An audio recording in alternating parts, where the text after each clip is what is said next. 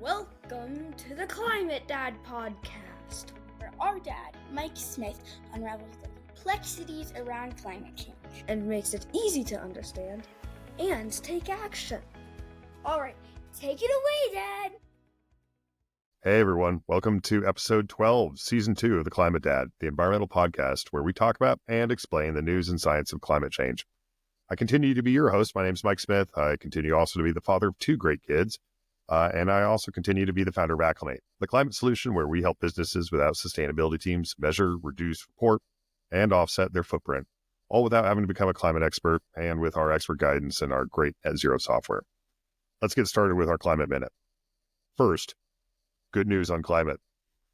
The world's governments continue to meet in Baku, Azerbaijan, for the annual gathering on climate known as COP29.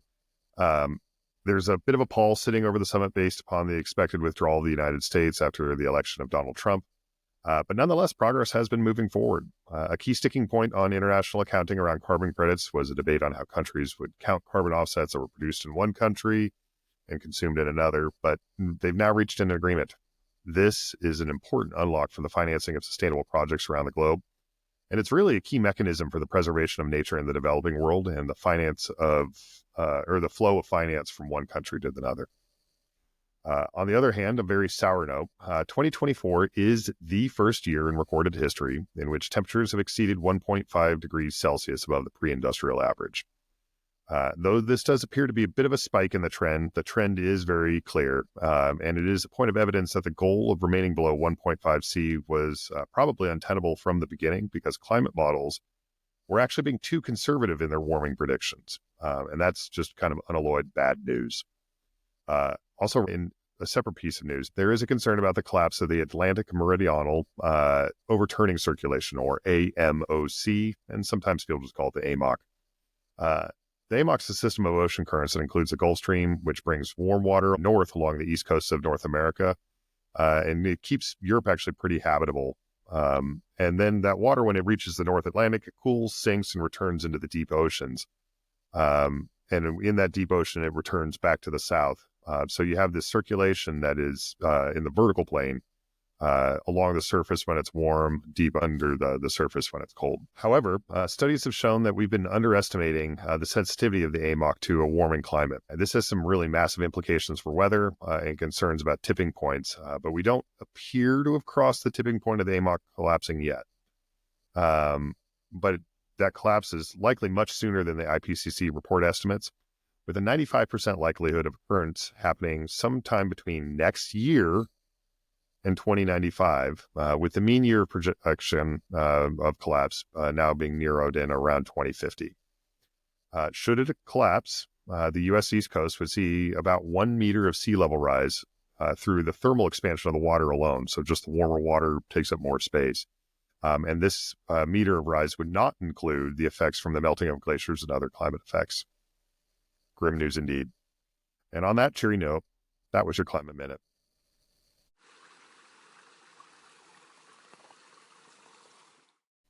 Let's quickly talk about Acclimate. If you're in the dumps about our climate or feeling the pain of being required to report your footprint, we'd love to help you over here at Acclimate, where we have the easiest, most intuitive climate solution for your business. We'll get you a baseline environmental assessment, show you ways to reduce your carbon footprint, and we'll get you on the path to net zero. It will help your environmental branding to win new customers and to keep the most valuable ones, attract and retain the talent you need from that climate generation. And our Green Business Certification Program will help you complete a sustainability audit. Maybe you're looking to improve those EcoVadis scores or win other certifications like CDP, B Corp, or Green Business Benchmark. Or maybe you're looking to purchase carbon offsets but need a reliable carbon credit broker. Well, at Acclimate, we've got you covered with both. A friendly accounting solution and also the best carbon offset programs and leading selection of sustainable projects on the web. Now, on to this week's interview. My friend Julie Schneiderman has been making a sustainability journey that I really find very inspiring, actually. I left this interview feeling pretty energized about how we can all be part of the solution, and I really think you will too. Let's give it a listen.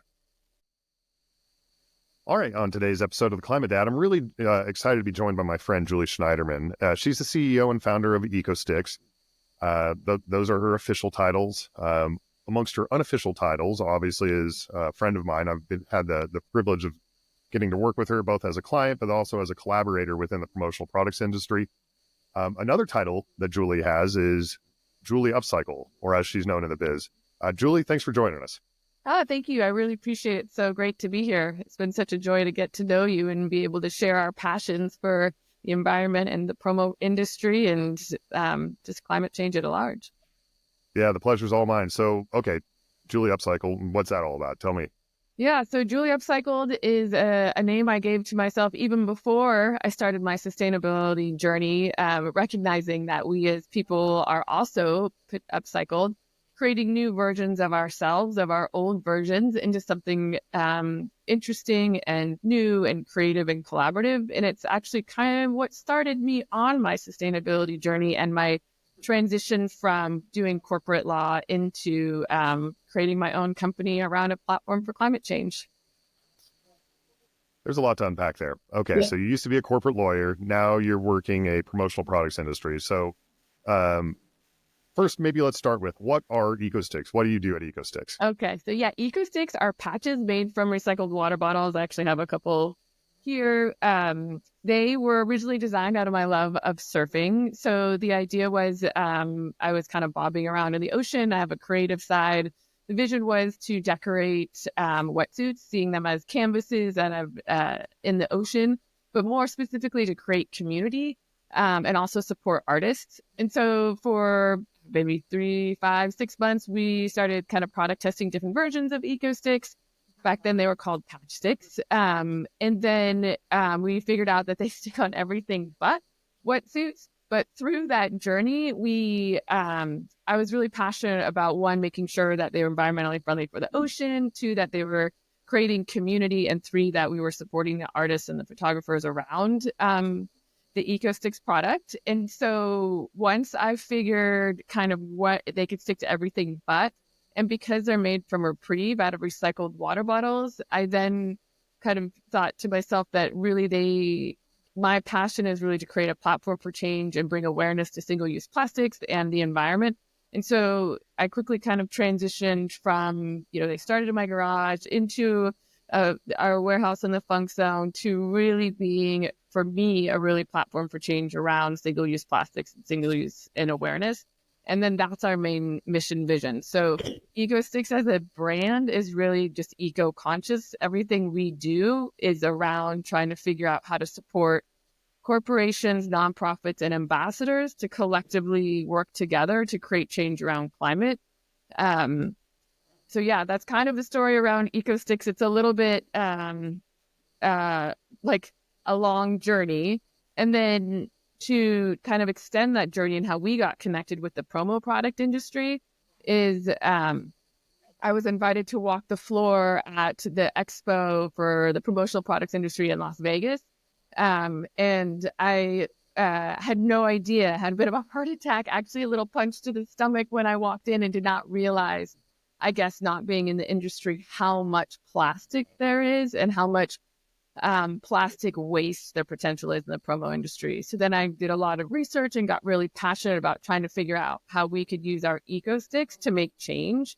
And part of that was, okay, how do we educate and just convince people that maybe there's other ways to think around the promo industry and around sustainability? And I think the timing was really good in the sense that people were starting to recognizing that 96% of promo products end up in a landfill in the first year.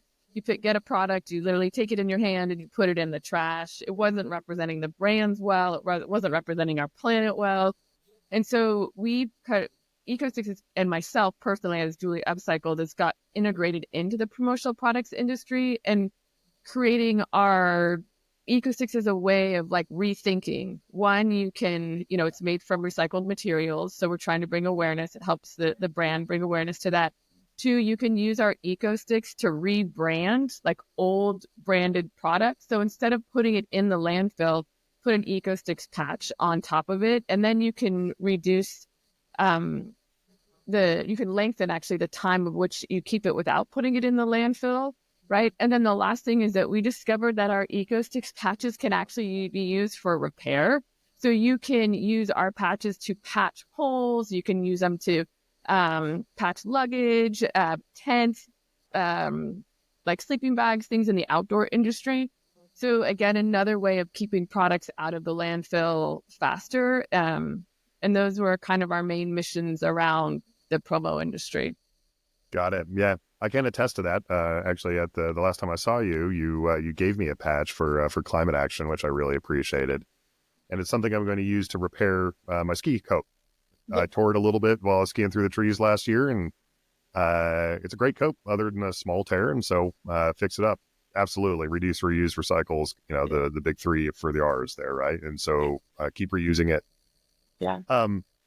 Okay, so. That's kind of that's EcoStiks. That's what you all do. I really love they're like these decorative patches that kind of put your personality onto your gear, and also help to kind of extend the life of it. And I can attest to the durability of it. But you used to be a corporate lawyer. So talk to me about that transition. Is that being upcycled in your words? Yes and no. So I did legal operations for SaaS companies for many, many, many years and went through a bit of my own personal transformation as far as going through a divorce and having kids and really wanting to work with my passions. And my passion was surfing in the ocean. It got me through a lot of my own personal times. And I also met a great community through that. I also, from that, started an organization here in Santa Barbara called Women in the Water, as the same way as bringing women together to be inspired, network, and connect by other women so that we can create community and support one another through the thread of water. And so I think that the upcycling part is the transition to becoming a bit of an accidental environmental entrepreneur. That was not my mission when I started and thinking about patches. I was more thinking about decoration and the arts and supporting local artists and community, which is also a huge passion of mine. And then the environmental piece kind of came with the recognition of the platform of using recycled water bottles. And so for me, to learn more, I started taking classes. I did our environmental steward program through our community environmental council. I started taking plastics classes.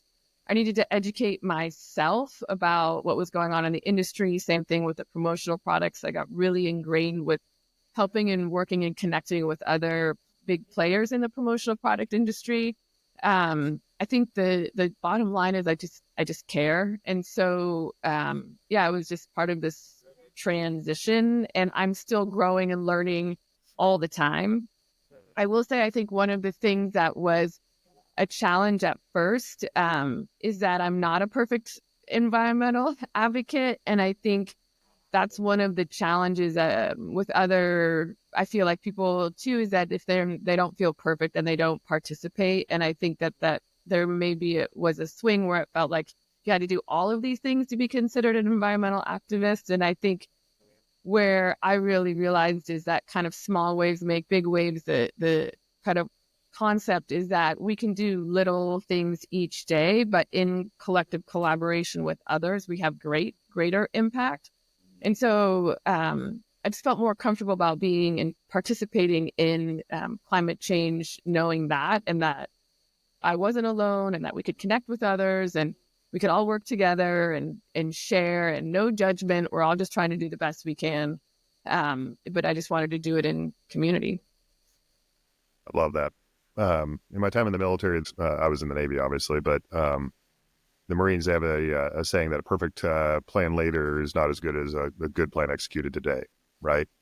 And it's the same sort of thing. Don't let perfect be the enemy of good. Get it done now while you can. I also really like the idea of, you've said this a couple of times, small waves make big waves to me, and just now here on the conversation. And I think that's really at the core of like what we're doing here at Acclimate. It's really kind of the core of like the Climate Dad podcast, which is that like we all have a part to play, and it can really help to bring us community and to kind of avoid a sense of hopelessness. So I think maybe this is the point to go ahead and introduce to listeners a new segment. I alluded to it last week on my previous podcast, But I want to say that Julie's going to be joining us for a regular recurring segment that's going to be at the end of the Climate Dad podcast. And we're going to be calling it Small Waves. So Surfer Julie Upcycle, talk to me. What do you think we're going to be doing with Small Wave? Yeah, so Small Waves is a kind of an idea that I had been percolating in the back of my mind for some time for us busy people that are trying to figure out how to create impact. I've been kind of bantering around with different friends, different ideas about what would resonate and help motivate people in collective collaboration. So the Small Waves is Small Waves Make Big Waves is an opportunity for collective eco hacks for global impact. And so my goal is every week to bring an opportunity, a concept, an idea that already builds on our current habits that will help us do one thing that day that would create impact. But then in collection, if we're all doing that one thing that one day, that's what creates kind of the small waves make big waves, and that we're in community and not alone. We're also, like I think we chatted about this, trying to work on ways to track the metrics around it. So that way, if we were kind of working on collaborations about maybe posting on Instagram what you're doing, if you did it, so that we can then take these impacts and create measurable metrics and change, and then share it with our community so that they could then be inspired to do more and show that they really are making impacts, even if just the small little hacks that we do every day. I love it. When we were in discussions about like what this would look like, it was clear to me. So I'm the climate dad, you're kind of climate mom here. And that there was this idea of like, what do busy parents do when they can kind of feel like hopeless? Is there a little thing that they can kind of fit into their life? And so I love, I've loved the whole concept from the moment you proposed it about like, hey, here's a couple 3 minutes worth of something that you can do today that you can fit into your schedule right now. Yeah, exactly. I mean, I think the originally idea came about like with coffee hacks, right? Or maybe when you're drinking your coffee in the morning, maybe when you're waiting for your kids to come out of class, maybe when you're, some of us enjoy a little glass of wine at the end of the night. So maybe you're doing your couple sips, one thing of impact, and then you can move on. Just little opportunities that already exist within our daily habit. I don't want people to feel like they have to do more. I think that we are already doing a lot, and it's the idea of building upon what we have. I think another kind of thing, and maybe this is a slightly bit of a tangent, but I was chatting with Brianna, and one of the things that I think is really interesting, and I was at 1% for the planet, is realizing that there is climate impact into the things that we're already doing. And so, for instance, she works with a dog rescue, and part of that is that they spay and neuter, so there aren't so many dogs on the planet. But if there's like that itself has a climate impact, right? And so if we could potentially encourage and measure that kind of climate impact too, so people that are already doing it, maybe it would encourage them to do what they're doing even more. So there's ways, I think, also to integrate or understand that our actions that you're currently doing have a way of impacting the climate. The one specifically at 1% of the planet that was super interesting was banking, which I did not realize. The biggest impact we can have is by changing our banks or our banking practices, even more so than, composting. And so what I realized, and he gave an example of a gentleman who started consulting people to move to smaller businesses, not for the environmental impact, but for the community aspect. But then he realized they did a kind of a study on what the environmental impact of that was. And it was something the person wasn't even aware of, but they were actually doing already. And so I think about that as a concept too, is thinking about things that we're already doing in a day that we could understand the climate impact and build upon that too. So there's just a couple different, ideas and concepts that we can explore. And I'm very curious and interested to get a lot of feedback from the people that are listening and giving ideas and suggestions. It is a really community collaboration platform. So I want it to be very interactive and supportive and idea generating. And, I can give ideas and then other people can give ideas and maybe we can implement that. We could potentially have, guests coming on that actually showed impact. They can also help others. It really is meant to, create that community and community impact.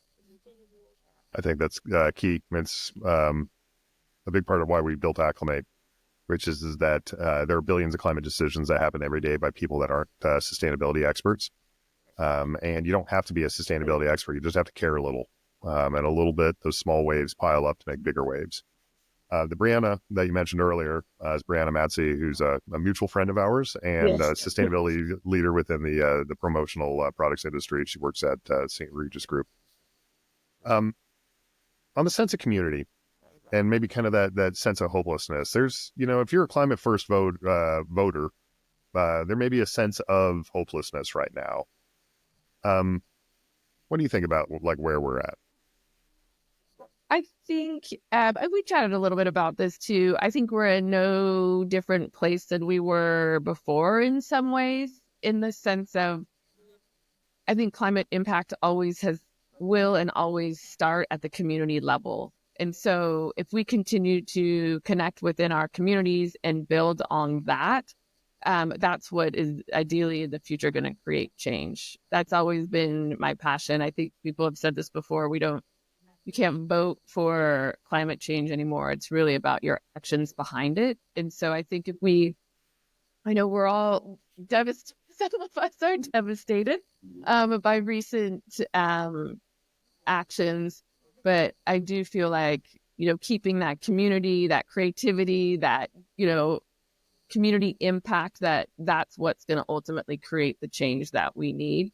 And I think it's time that we probably start thinking a little bit differently, right? And that we're thinking more on the personal level of change, and looking at how we connect with the earth and ourselves in a totally different way. And I also truly believe, and I think that this is probably a totally different segment, is we can't connect with the planet unless we're connected with ourselves. And I think in this day and age, we've all become a little disconnected just because of all the things that we have going on. And so part of my segment will be opportunities to figure out, how do we connect with ourselves so that we can connect with the planet? How do we connect with the planet so we can connect with ourselves? And a lot of that is, community, creativity. Maybe one of the but the weekly segments will be do nothing. Just take a moment to breathe and listen to nature and connect with your environment to remind ourselves why we're doing what we're doing. That in itself is part of our impact. And I'm hoping it spreads, right? So we can share what we feel with someone else, and maybe it slightly touches them, and then they can share it with someone else, and make it really accessible. That's kind of the other big thing, is making it accessible, and no shaming, no blaming, no kind of us against them. I kind of want to get away from that. I just think that it's time that we work together and try and figure out community ways of collaborating and can not like sharing with others how we feel about it. I like to think of happiness as a verb. Which is that it requires action in order to get there. And one of the things that I've found is that the more I act on climate, the more comfortable I come with, like, that I actually have some agency in being able to steer the direction. As huge as the problem is, and knowing that I'm just a small part of the solution, I am a part of the solution. And that brings me, I wouldn't say joy, by any stretch, but maybe a little bit of solace, resolve. And I think that I see that with like employees that we have here at Acclimate. A lot of them kind of tangentially interested in the climate, like they want their work to have meaning. And the longer that they spend here, no preach, no shame, just like living our values day to day in community. The more I start to see them like becoming personally invested in the outcomes and making another little change, another small wave that starts piling up, starts making real bigger waves. At the end of the day, that's the only real power that we do have, right? Is not to be a maybe a bit of a stoic here, but like Well, you can only control your reaction to the world around you, not you yeah. can't control the world. Yeah. But paradoxically, by controlling your reactions, you actually do affect the world. Yeah, exactly. I couldn't say it better myself. That's exactly right. That's the idea of the small waves and creating that community and connection. And I just love the story about how when you bring people in, they get connected and learn over time. And then they start to see and connect and empower and want to participate and, building that kind of infrastructure and support. And I'm a big fan and passion that we need to celebrate small wins, right? Like, I think that we don't celebrate enough about the things that we are doing and accomplishing, because I think that will encourage others versus there's a fair amount of like what not happening versus focusing on what we're actually doing that's actually creating change for each one of us individually to help boost our, like you said, our happiness, our joy, our like, wanting to be on this planet and being like, whoa, that was really cool. That's, we did that. That's where I want to kind of focus this next phase. 100.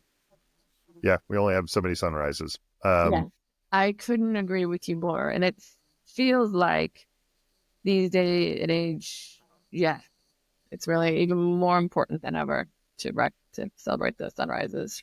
Now, at the beginning, speaking of sunrises, I'd imagine you've been in the water for a sunrise or two. Yeah. At the beginning, you were talking about like that you were going through this difficult personal transition and you found community in the surfing community. Yeah. Talk to me. I'm not a surfer, backpacking, sailing. I like water sports, but like I've never been a surfer. So, for those of us that aren't surfers, explain about like what was so special to you about the surfing community. I think there's a lot to it's kind of fascinating because surfing can be kind of an individualized sport, right? You're out in the water. There's a little bit of like, not posturing, but where you fit in the lineup, right? And there is a pecking order. There's, you get better over time and you find your way of where you sit on the wave. And I just felt like in some ways it was kind of lonely. And I grew up very competitive. I played competitive sports. And so I was kind of getting into, actually, I was very competitive around it and maybe less around community building. And then I just recognized with what I was going through that what I was really missing was connection and community in the water, like saying, hey, how's it going? Or smiling or connecting. And I think also along those same lines, I had a pretty bad surf accident maybe 6 or 8 years ago. And without the community of people in the water, I probably would be in a very different position than I am now. And so I just recognize that it's really important to know who's in the water, feel connected. I was feeling lonely, wanting to make that shift from being competitive to collaborative. And I do think that shift is actually not just happening in the water, but also happening in business, in communities, in different kinds of like women's organizations I belong to too. Like we've been talking a lot about, like I went to the Women's Leadership Conference for the promo industry, and it was euphoric, the amount of women there that were about, collaboration, where in times in business, we were pitted against one another to be competitive around very limited roles for women in certain areas of professional areas, and how it's completely shifted in that there wasn't a single person that wasn't like, hey, I'll help you out. You have a question, text me, email me, find me on LinkedIn. I've gone to people since then and said, hey, how did you get where you are? They're like, okay, set up a meeting.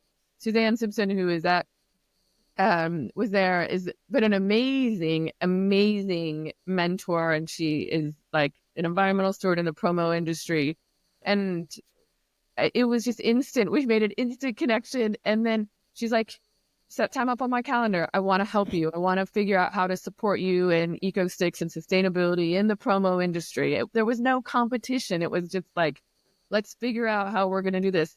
Climate is a collective problem. It's not just an individualized experience. So that's kind of a long-winded explanation of going from surfing, feeling, individualized, competitive, to wanting to feel more connected, to recognizing that things are shifting and that people want to be more collaborative. How about I would like to be more collaborative, and then seeing that happen with the women, and then starting Women in the Water. And I didn't know who was going to show up, but we had, turns out, like hundreds specifically wanted to figure out how to connect with other women over water, right? And we all are really diverse backgrounds, and the meetings are really interesting. They're very organic. We do something different each time. There's not like, it's all volunteer. There's no like status in it. We're just like trying to figure out how to connect with other people.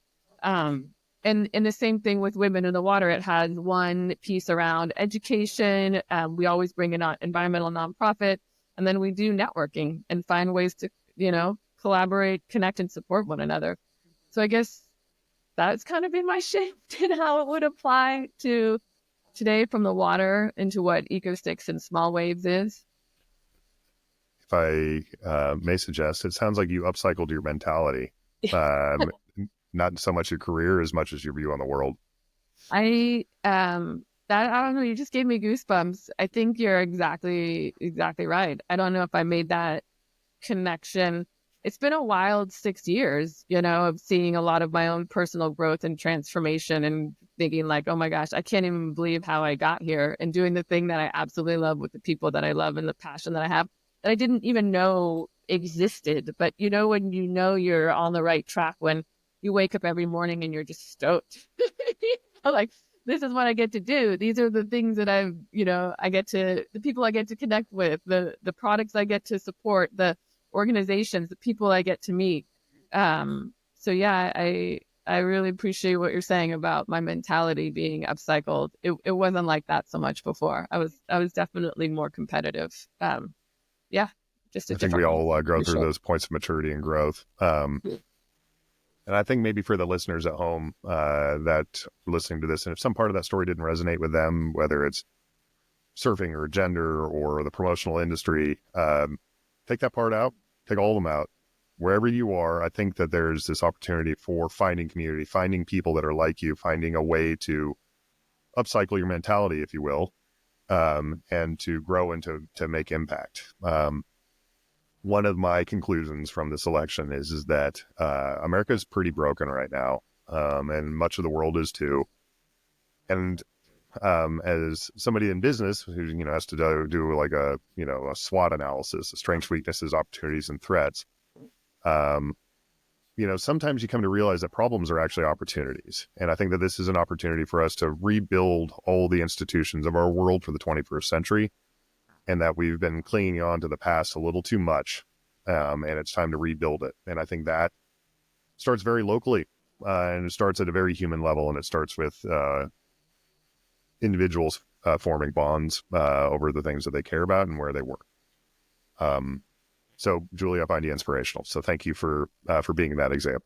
Yeah. Well, I find you inspirational, and I think you just totally, you're like, I love thinking. This is why I love connecting with people. It's like my brain just starts opening and going. But I think you nailed it on the upcycle. When you talk about rebuild, I don't think we need to get rid of everything. We can upcycle certain things, and then, right, the whole definition is like taking something that we have and making it better and more beautiful and more creative, and thinking outside the box, right? Reusing.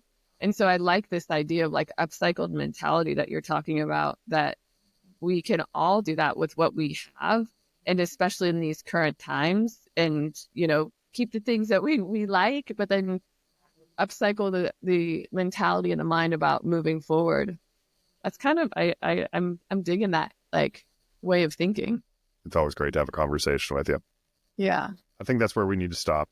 Folks, I've been joined by my friend Julie. Obviously, we've had a great time chatting. She's Julie Schneiderman. She's the CEO and founder of EcoStiks. If you're looking for EcoStiks products, go to EcoStiks.com. That's EcoStiks.com. Again, that's EcoStiks.com. Drop that second C. I get a test of the product. It's great. So look for there. Julie Upcycle, Julie Schneiderman. Thanks for joining us on the Climate Dad. Oh, thank you so much for having me, Mike. I so appreciate it. I'm looking forward to more projects in future together. We're just getting started. Right on. All right.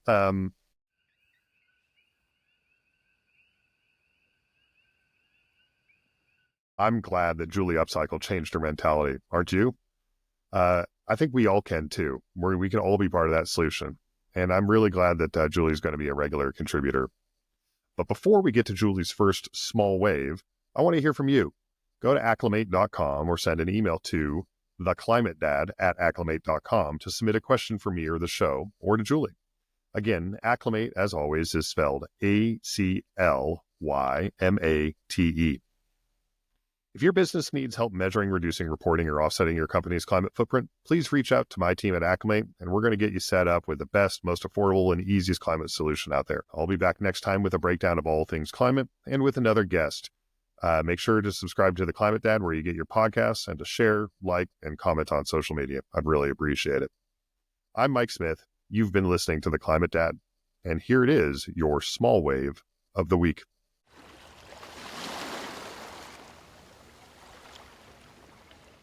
Welcome to Small Waves. I am your host, Julie Schneiderman, CEO and founder of EcoStiks, Women in the Water, Upcycled, and Stick and Stuck Creative Studios.